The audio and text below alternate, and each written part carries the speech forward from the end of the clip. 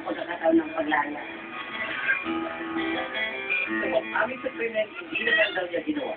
Nakalaya si Delia at napapili na ang anak na matagal na nawasan na niya. Sa kabila ng mapait na naranasan, marahil mas swerte Labas! na tuturing si Delia dahil hindi tulad niya at may mga nananatili pa rin sa likod ng rena.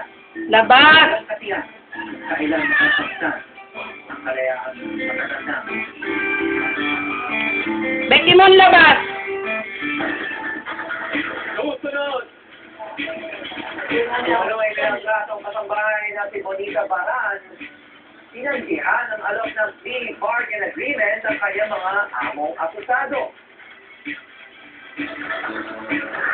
Ang pasaherong jeep na hulog sa gilid ng kalsada sa Marikina. Sa nagitang nakasakay sa ibabaw nito, sugatan.